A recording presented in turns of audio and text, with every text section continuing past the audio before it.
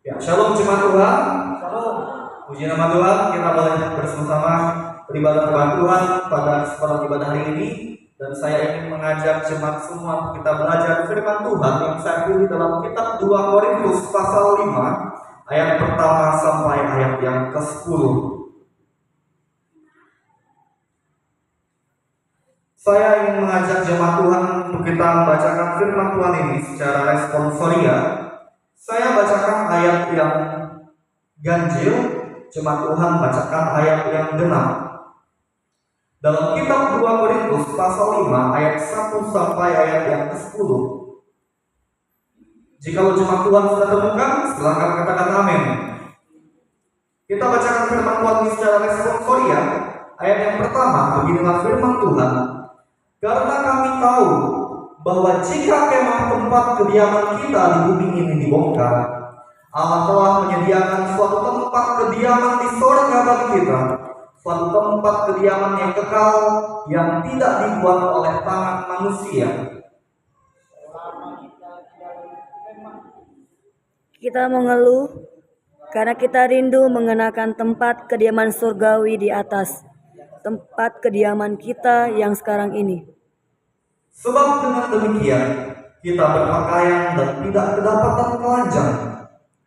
Sebab selama masih diam di dalam kemah ini, kita mengeluh oleh beratnya tekanan, karena kita mau mengenakan pakaian yang baru tanpa menanggalkan yang lama, supaya yang fana itu ditelan oleh hidup. Tetapi Allah lah yang justru mempersiapkan kita untuk hal itu, dan yang mengaruniakan Roh kepada kita sebagai jaminan segala sesuatu yang telah disediakan bagi kita. Maka oleh karena itu hati kami senantiasa tabah, meskipun kami sadar bahwa selama kami mendiami tubuh ini, kami masih jauh dari Tuhan. Sebab hidup kami ini adalah hidup karena percaya, bukan karena melihat. Tetapi hati kami tabah dan berlebih suka kepada tubuh ini untuk menetap pada Tuhan. Sebab itu juga kami berusaha, baik kami diam di dalam tubuh ini maupun kami diam di luarnya, supaya kami berkenan kepadanya. Sebab kita semua harus menghadap tahta pengadilan Kristus, supaya setiap orang memperoleh apa yang patut diterimanya, sesuai dengan yang dilakukannya dalam hidupnya ini, baik ataupun jahat. Ya, terima kasih jemaat Tuhan. Kerjasamanya dikatakan berbagi oleh firman Tuhan adalah setiap kita yang mau mendengar firman Tuhan dan mau melakukan firman Tuhan itu dalam kehidupan kita hari lepas hari. Dari kebenaran firman Tuhan ini, saya beri tema untuk kita renungkan bersama-sama, yaitu hidup untuk Tuhan. Ya, Bapak Ibu Saudara, hidup di dalam dunia ini adalah hidup yang sementara, dan kemah tempat tinggal kita di bumi ini adalah sementara. Karena ketika kita meninggal dunia, kita tidak membawa rumah kediaman kita di bumi. Ketika kita kembali kepada Sang Pencipta kita, yaitu Tuhan Yesus. Begitu juga Bapak Ibu Saudara, ketika kita meninggal dunia, kita tidak membawa jabatan. Ketika kita kembali kepada Sang Pencipta kita, ketika kita meninggal dunia, kita tidak membawa harta. Ketika kita meninggal dunia dan kembali kepada Sang Pencipta,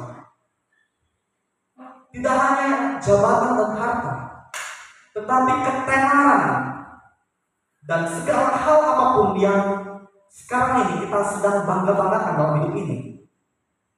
Semuanya itu tidak akan kita bawa ketika kita meninggal dunia, di mana kita akan kembali kepada Sang Pencipta kita. Sang Pencipta kita sekarang ini adalah Tuhan Yesus yang ada dalam kerajaan surga, Bapak Ibu Saudara.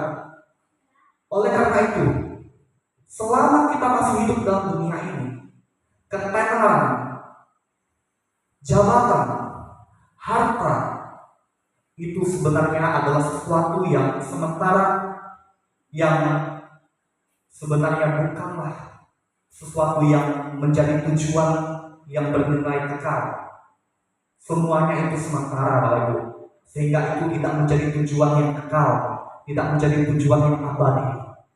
Tujuan yang kekal, tujuan yang abadi yang harus kita capai, yaitu masuk dalam kerajaan surga di mana Tuhan Yesus sekarang berada, Bapak Ibu Saudara.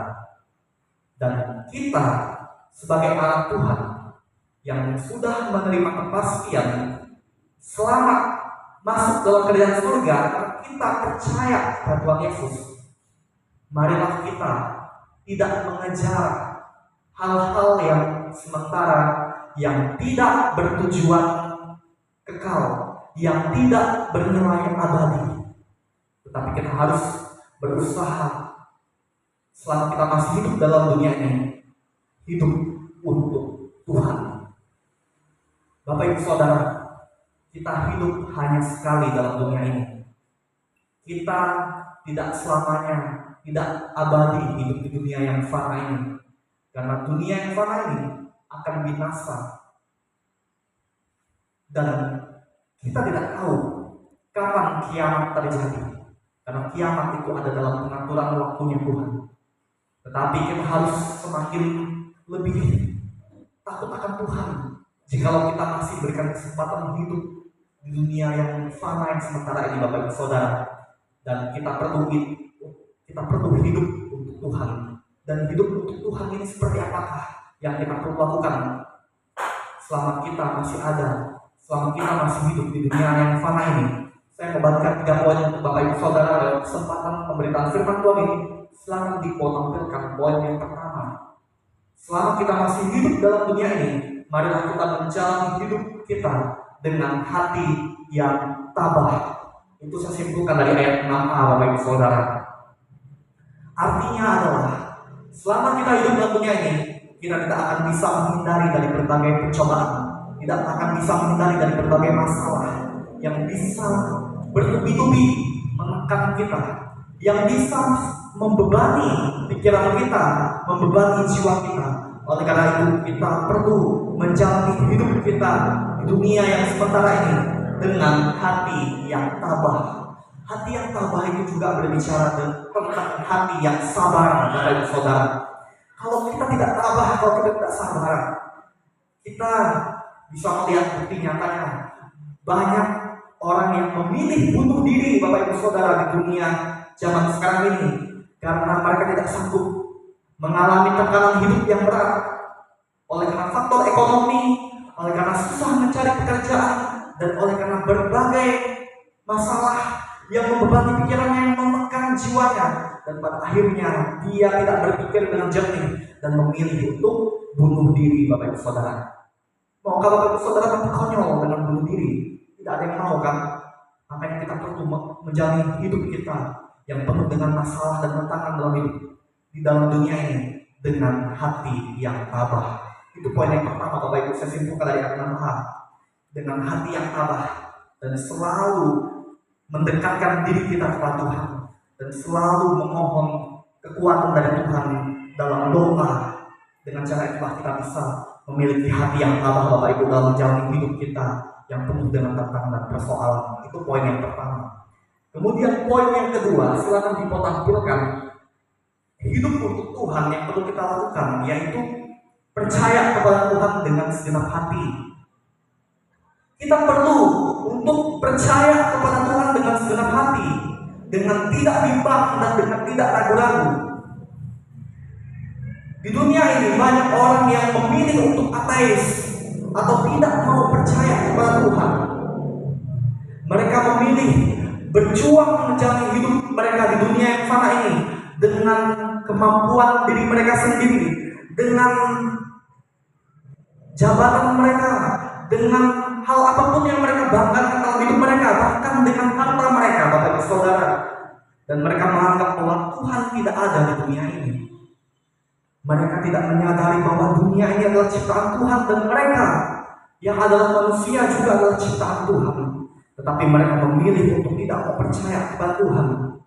Bapak Ibu Saudara, kita sebagai Tuhan, kita perlu memahami bahwa kalau kita masih hidup sampai sekarang ini, kalau kita masih bernafas sampai sekarang ini, itu oleh karena Tuhan memelihara hidup kita. Dan oleh karena itulah janganlah kita melupakan Tuhan dalam hidup ini Bapak Ibu Saudara. Dan janganlah kita seperti orang-orang ateis di luar sana yang menganggap bahwa tidak ada Tuhan dalam hidup ini. Karena pandangan yang demikian adalah keliru dan salah Bapak Ibu Saudara. Seharusnya kita sebagai anak Tuhan, kita mempercayakan hidup kita, berserah sepenuhnya hanya kepada Tuhan Yesus saja, mengandalkan Tuhan Yesus dalam segala hal di hidup ini, bukan mengandalkan kehebatan kita manusia. Kita ini manusia yang sangat terbatas kan Bapak Ibu. Kita manusia yang sangat lemah kan Bapak Ibu. Makanya kita harus selalu percaya sepenuhnya kepada Tuhan dengan segenap hati kita, dan sungguh-sungguh mau mengandalkan Tuhan dalam hidup ini. Karena dengan demikianlah kita mampu hidup untuk Tuhan. Kita mampu menjalani hidup kita hari lepas hari yang penuh dengan persoalan dan tantangan. Dan kita mampu untuk menjalani hidup kita dengan lebih baik untuk memuliakan Tuhan. Ketika kita memilih untuk mau percaya kepada Tuhan dengan segenap hati, tanpa kebimbangan dan tanpa keraguan-raguan. Bapak Ibu Saudara, orang-orang putus asa dan merasa tidak ada harapan dalam menjalani hidupnya yang penuh dengan persoalan pada saat ini Bapak Ibu, itu karena mereka tidak mau fokus mempercayakan hidup mereka kepada Tuhan. Mereka tidak mau memilih untuk berserah kepada Tuhan. Bapak Ibu Saudara, kita sebagai anak Tuhan, marilah kita selalu berserah sepenuhnya hanya kepada Tuhan, dengan selalu percaya kepada Tuhan dengan segenap hati. Dan kita mau percaya bahwa Tuhan punya rencana yang terindah, rencana yang sempurna, yang terbaik untuk hidup kita, yang pasti memberkati hidup kita. Dan hal itulah yang perlu kita percaya dalam hidup ini.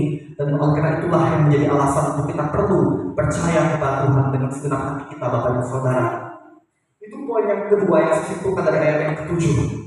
Karena itulah yang seharusnya menjadi motivasi kita dalam menjalani hidup kita di dunia yang fana yang sementara ini Bapak Ibu.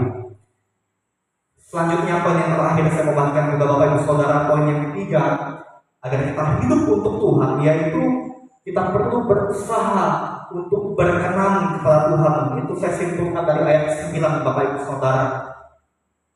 Berkenan kepada Tuhan adalah kita bersedia dengan segenap hati melakukan hal-hal yang baik, yang benar di mata Tuhan, yang menyenangkan hati Tuhan, karena kita mau hidup berkenan kepada Tuhan. Bapak Ibu Saudara, kita perlu untuk tingkatkan dalam hidup ini sebagai anak Tuhan, hidup berusaha berkenan kepada Tuhan, melakukan hal-hal yang benar, yang sesuai dengan kehendak Tuhan, bukan menurut pandangan kita sendiri, bukan menurut kata orang lain, bukan menurut pandangan orang lain, tetapi kita perlu hidup berkenan kepada Tuhan sesuai dengan perkataan Tuhan, sesuai dengan pandangan Tuhan, dan sesuai dengan kehendak Tuhan. Dan itu yang perlu kita lakukan Bapak Ibu. Karena itulah juga cara untuk kita hidup untuk Tuhan. Orang yang mau hidup untuk Tuhan, dia pasti akan berusaha untuk hidup berkenan kepada Tuhan. Bapak Ibu Saudara, apakah ada hal-hal yang menarik di dunia ini yang Bapak Ibu Saudara anggap itu lebih mulia dibandingkan hidup berkenan kepada Tuhan? Apa yang ada di dunia ini yang Bapak Ibu anggap selama ini sesuatu yang lebih mulia dibandingkan hidup berkenan kepada Tuhan? Kalaupun setiap orang di dunia ini bisa mendapatkan jabatan, mendapatkan harta yang banyak, mendapatkan ketenaran, mendapatkan pujian dari banyak orang, tetapi semuanya itu tidak bernilai abadi Bapak Ibu. Semuanya itu tidak bernilai kekal. Sungguhnya Bapak Ibu Saudara, semuanya itu tidak akan dibawa ke akhirat ketika kita meninggal dunia nanti. Dan ketika kita meninggal dunia dan menghadap Sang Pencipta kita, semuanya tidak berlaku di hadapan Allah yang adalah pemilik bumi, yang adalah pemilik surga. Semuanya itu tidaklah penting di hadapan Tuhan Bapak Ibu.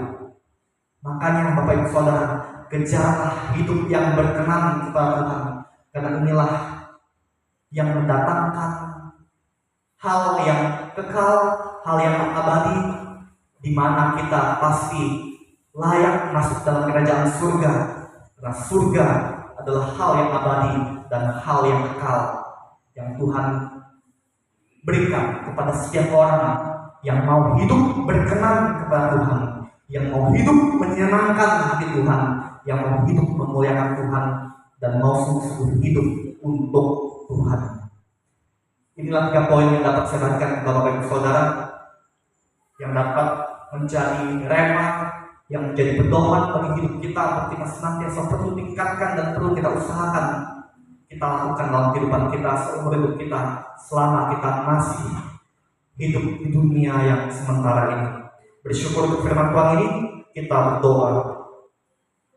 Tuhan Yesus, selama kami masih hidup dalam dunia ini, tolonglah kami agar kami mengerjakan dan melakukan hal-hal yang berkenan kepada Tuhan, yang sesuai dengan kehendak Tuhan, sehingga kami hidup untuk Tuhan dan hidup kami memuliakan Tuhan.